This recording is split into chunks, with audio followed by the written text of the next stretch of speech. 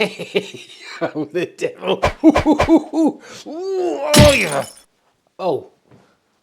Oh, balls. Got a little bit close there, didn't I? Oh, not to worry. Nothing a little sellotape won't sort out. And there you go. All fixed. Sellotape's amazing. Fixes everything. You wouldn't even know it was broken. Oh, something else broken now. Right. So, in my last video, I was talking about how I was thinking about, God, I made a meal of that, didn't I? I was talking about how I wanted to buy the Wharfedale Aura 2s, which are £2 a pair. And if that isn't bad enough, if you want to get the speaker stands to go with them, they're £1,000. You have a laugh. £1,000 for speaker stands. I mean, you know, for us in the real world, unfortunately, money doesn't grow on trees. Okay, right?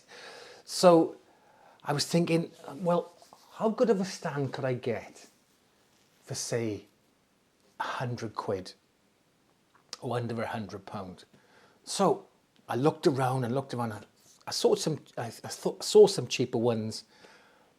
They weren't particularly good. Then I seen some edifier stands. Now they make stands specifically for their speakers. And I seen these.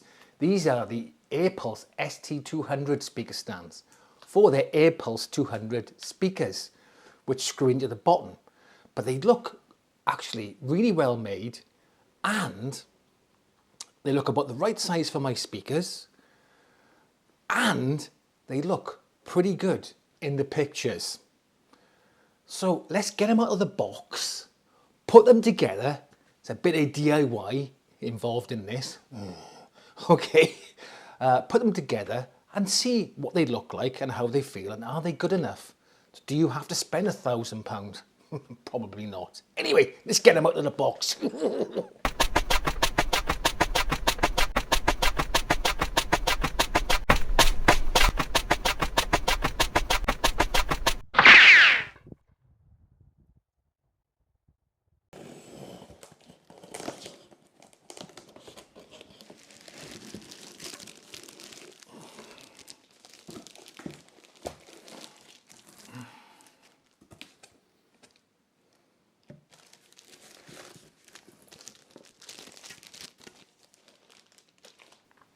Okay, so here it is. Ta-da! They've even given you a couple of gloves. Whoa, let's put the gloves on, is it? Will they fit my big fat hands? Not very well. You have to have tiny hands for this. Tiny hands. Stick them on. Hang on a minute. A little bit tight on my hands. So I don't think I'm going to be here. Maybe I'll be able to wear them. There we are. There you go. Right. Bend over, Mr. Wilson. Moon River. Whew. All right. So what we got so far? So we got the top plates here. We got the bottom plates. And then we got the pillars there. Now, the pillars are very solid. Look how thick that MDF is. Can you see that there? Look at the thickness on that. That is thick. Now, I believe you can fill these with sand to even deaden them even more, but I don't think you're going to need it with this thickness of MDF. It's solid, very heavy. Got this nice wood veneer on the side here. No fingerprints, obviously. Now I've got the gloves and this plastic here. It does have AirPulse on the bottom. I don't give a toss about that really, but some people might. Okay, but it looks good, solid. Got a nice solid base here. Okay, again, very thick MDF. And let's have a look. On the bottom then, they're giving you these, so this doesn't have spikes. I've got solid floor, so it doesn't really matter about spikes for me anyway. I mean, you can buy spikes and put them in, I suppose, but they're giving you these rubber hemisphere feet, isolation pads to put on the bottom, obviously to cut down any vibration that's going to the floor. And do you know what I thought was quite cool? is that they're giving you a template. You put it on the bottom, you unpeel your isolation pad and you stick it on there. How good is that? Right? Now, do you know when speaker manufacturers send you a speaker and they give you some rubber feet? Normally they're not that good, but they give you some rubber feet to put on. And even when you do it by eye, you can never get it quite right, can you? Why don't they just incorporate a template like that? That's pretty cool. I thought that was very cheap to stick in. It's not going to cost them a lot for a bit of cardboard, is it? And a template to go on it. Marvellous. On the top, now, you've got these rubber pads here, which are great for, again, isolating the speaker when you put it on there and holding it in place. Gives it a bit of traction there with that rubber pad. I mean, you can put blue tack on as well if you wanted to, push it down, keep it nice and solid then. They do have these screws here, which screw underneath. And I think this is, again, to fit the air pulse speakers directly on them, stops any vibration. But like I said, a bit of blue tack there.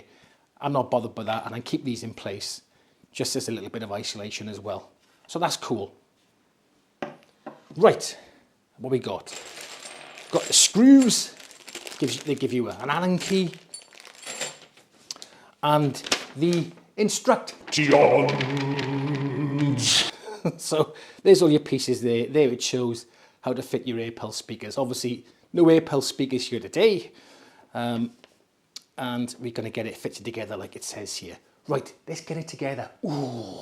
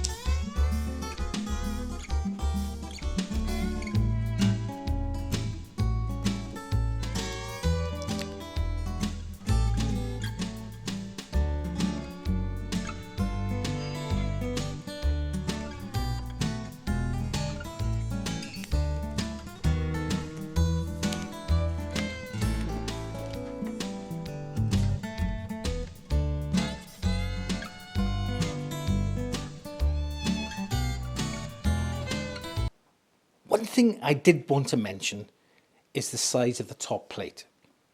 So you always want the top plate smaller than the speaker, but not so small that the speaker's unstable. So you need to have enough surface area so the speaker's stable, but not so it's overlapping the speaker, because it can affect the sound of the speaker. It can make an audible difference if the speaker's this big, okay, and you got that around it. It can affect the sound of the speaker. So always make sure it's slightly smaller, the top plate, but not so small that the speaker's unstable. Boom. Okay, what I've done. Now, I've only recently, over the last few weeks, put my hi-fi equipment in here because, like I said before, we've done some remodeling on the house. So it's not very well soundproofed. And this light, the amount of times I've walked into that and whacked my noggin, I can't even count. So this needs to be shortened and heightened up. I'll get round to that one day. Anyway, right. So it's not very well soundproofed. So what I've done for this test, I've put a bit of a rug on the floor here because you've got tiled floor. I got some bean bags chucked on either side. My daughter's bean bags. There we are. And what I've done, I've put this furry blanket over the TV. Stroke the furry walls, right, to try and deaden the sound. And it has worked, actually. I can hear my voice. It's not echoing as much as it was. So it's worked a little bit. Right, so what I've done, I've stuck the bookshelf speakers, B&Ws, on top of my Dali Oberons to mimic being on a shelf, kind of.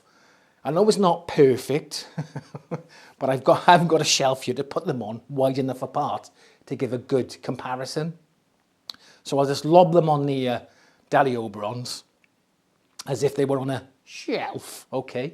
And then we'll compare them side by side with it on the actual stands and see if there's a better sound. I don't know if there will be. I don't know. Anyway, let's have a listen to this.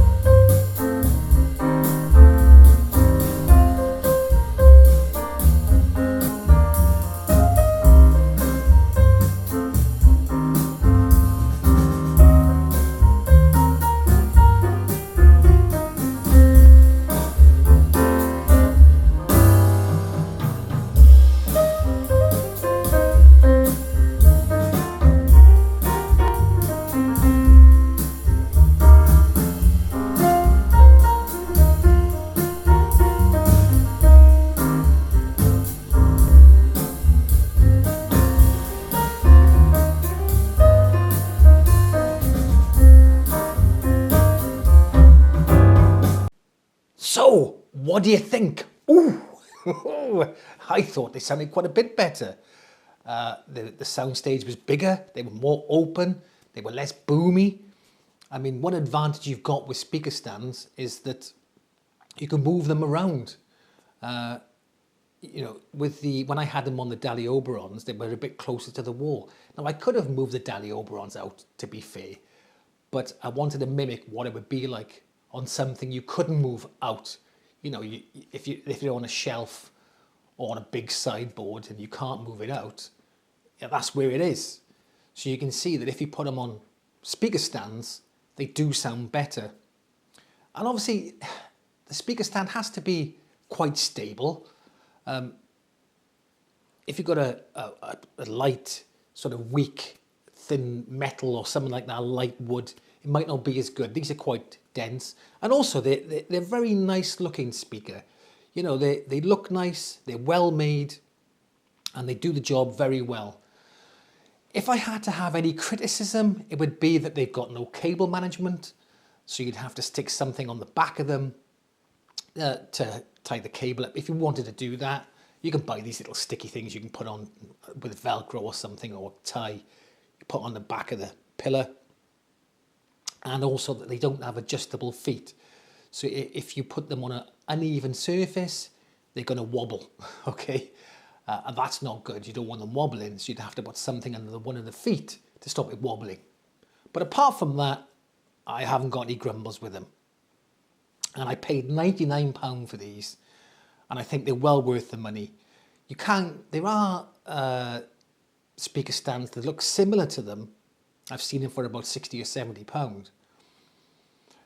But I don't think they're as good a quality. I think they look similar, like a copy of these they are. They look similar, but the MDF isn't as strong, it doesn't look as thick. Just, they don't look as well made as these do. So all in all, I'm very happy with my purchase. And I just want to mention that what I did when I put them on, I did use some blue tack just to give them that extra stability, because blue tack does two things. One, it sticks them down, so it holds them in place a little bit better. So if one of the kids, my kids or anybody bumps into it, the speaker doesn't fall off and smash on the floor. You don't want that, do you? No. And secondly, it gives you a little bit of extra insulation between the speaker stand and the speaker. So everyone's a winner. Yeah, so when I put it in 5 places, bam, pushed it down, job done. So all in all, I'm very happy with the speaker stands. Well worth the £99 I pay for them. And I can recommend them. Anyway, that's come to the end of the video. Hope you enjoyed watching it. And I'll catch you in the next one.